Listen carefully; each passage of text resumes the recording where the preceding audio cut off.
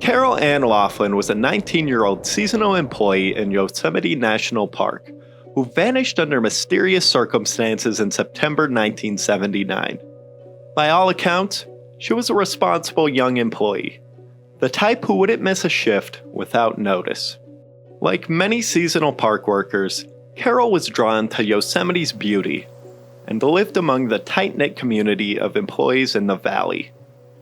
Yosemite National Park is generally a safe environment, but Carol's disappearance was not the first tragedy to strike a young employee. Just a few years earlier, in 1976, another female Curry Company worker had been murdered in Yosemite, a case that resulted in the conviction of her coworker, Bruce Allen Curtis. That prior incident was still fresh in the minds of park law enforcement in 1979, underscoring the seriousness with which they treated Carol Laughlin's unexplained absence. Rangers were well aware that violent crime, while rare in the park, was not impossible, and that a missing person under suspicious circumstances demanded a swift response. On Sunday, September 9th, 1979, Carol Laughlin finished her shift at the Curry Village gift shop and presumably headed toward her lodging in Camp 6. That evening, she vanished without a trace. No friends or coworkers reported seeing anything amiss. In fact, no one in the employee camp recalled seeing Carol at all after that afternoon. Initially, there may have been some hope that Carol had taken an impromptu day off, or possibly just went for a hike. But by the second day of no-shows, her colleagues became alarmed. On September 11th, 1979, park staff formally reported Carol as missing to the park rangers. Yosemite Park law enforcement, led by Chief Ranger Lee Shackleton, began an investigation. Ranger Jim Riley checked Carol's tent for clues, but found nothing obvious. No sign of a struggle, and no indication of where she might have gone. Interviews with fellow employees in nearby tents revealed no eyewitnesses to Carol's departure, and nobody had seen or heard anything unusual in camp. Carol's belongings were presumably left behind, and it appeared that she had simply never returned home on the night of September 9th. Over the ensuing days and weeks, rangers conducted searches of the area. They likely combed popular trails, nearby woods, and the river areas in Yosemite Valley where an incident might have occurred. But despite these efforts, no substantial leads emerged in the fall of 1979. By late 1979, the lack of progress in finding Carol deeply frustrated park authorities. In an unusual move, Chief Ranger Shackleton decided to try every available resource, including enlisting a psychic's help. A Bay Area psychic named Kathleen Ray had previously offered her services on missing person cases, and although law enforcement is typically skeptical of such methods, Shackleton felt compelled to explore this last resort. The psychic focused on Carol's case and provided a specific and eerie vision. She believed the missing girl was located beneath a large steel grate. This description immediately stood out, as Yosemite Valley had very few structures that fit that idea. One possibility was the ventilation shafts and utility grates associated with road tunnels and infrastructure. Acting on the tip, Shackleton directed the park's maintenance crews to open and inspect every major metal grate in Yosemite Valley, essentially checking storm drains, culverts, or tunnel vents, hoping to find Carol. This unconventional search took place over the winter months, but it turned up nothing. No evidence of Carol was found in any inspected shafts or tunnels. While the psychic's information seemed tantalizing, it yielded no breakthrough. After exhausting this and all other leads, the investigation went cold as the winter turned to spring. Chief Shackleton later reflected and said he had at least tried everything. Little did the park rangers know that the psychic's oddly specific vision would bear a grim hint of truth in the following year, but not in a way anybody expected. On April 28, 1980, over 7 months after Carol's disappearance, a startling discovery finally provided the answers about her fate. Pat Timpson and Russell Erickson were descending an area known as the Castaneda Wall, a popular climbing spot about a mile west of the Yosemite Valley. As they made their way down towards Big Oak Flat Road, the climbers came upon human remains. They found a skull and some bones on a remote, bushy slope, and promptly hiked to the park's visitor center to report what they found. Multiple park rangers would accompany the climbers back to the site. There, spread across the granite embankment roughly 400 feet below an opening in the highway tunnel, lay the skeletal remains of a human body. Now, it's that last little bit of information that I want to do a deep dive into, and this is really going to help explain the bizarre nature of this case and why I think this was not an accident and that Carol was in fact murdered on that fateful day. Now, as I go over this next bit, I need you to keep in mind that Carol did not have access to her own car, truck, any kind of motorized transportation, so all of her travel she could do on her own was completely on foot. So in order to get to where her body was discovered, you would take your car and you would drive out of the parking lot of the Curry Village, and you would take a right-hand turn and start driving along the north side road around the park. This drive would take about 7 miles, and eventually you would come up on a right turn where you could turn off the main road and get on Big Oak Flat Road. From there you would climb the side of the mountain, and you're going to go through a series of tunnels. After going through the final and longest of the tunnels, you're going to take a left-hand turn and you're going to find a little parking lot with an overlook. You're going to park your car there.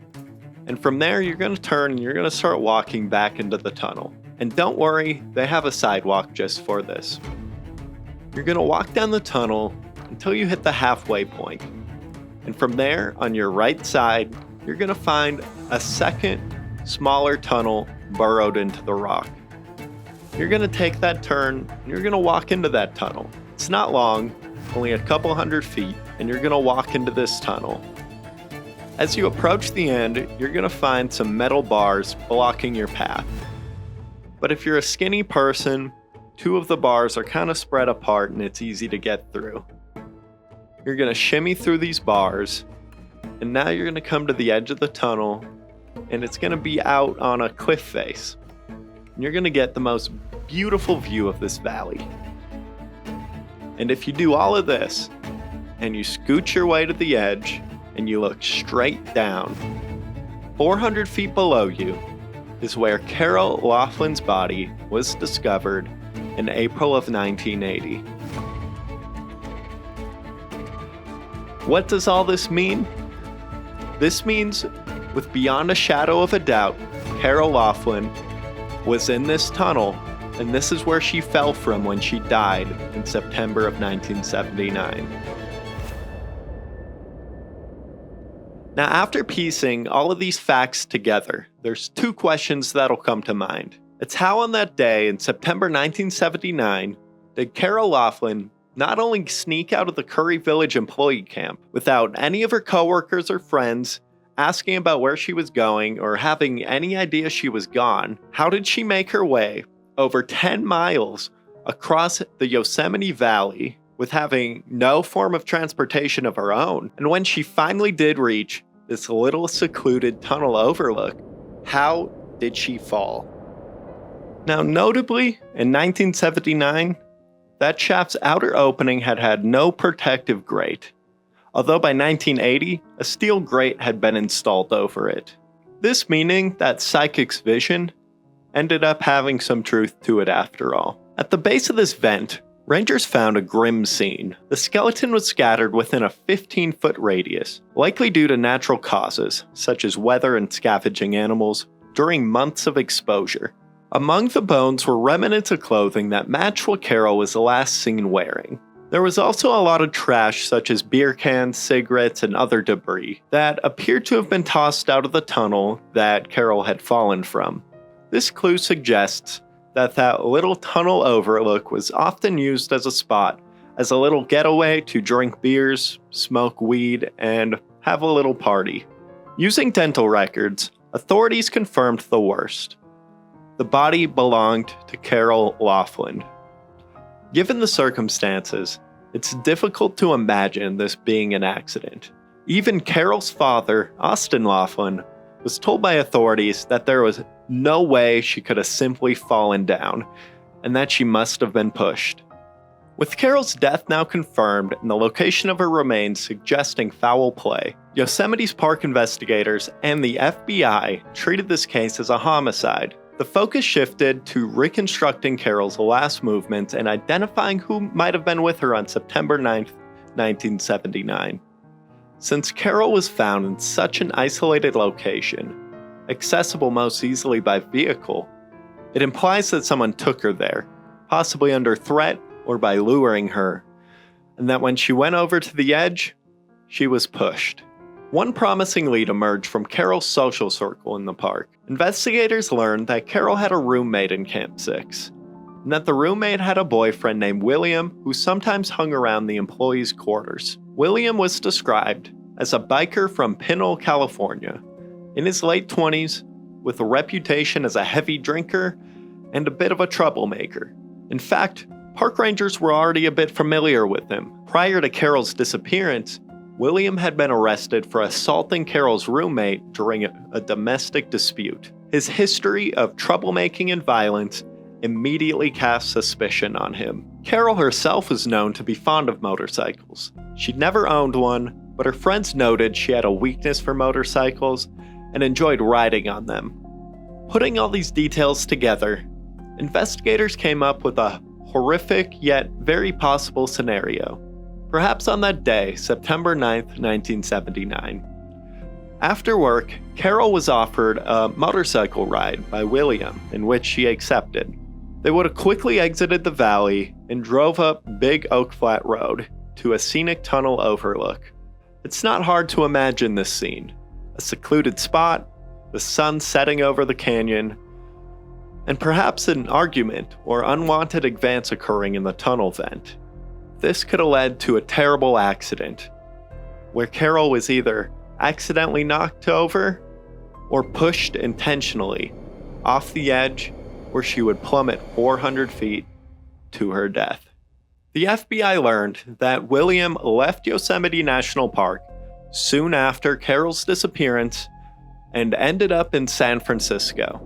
William was quickly found and detained and questioned about Carol's disappearance. He would deny any involvement in Carol's death. Unfortunately, by the time Carol's body was discovered nearly 8 months after she had disappeared, any forensic evidence such as DNA on her body or clothing would have been destroyed after being left in the elements for so long. Without sufficient evidence to arrest or charge him, William remained the only person of interest. The investigative trail effectively went cold. By late 1980, park authorities had to concede that the case was at a standstill.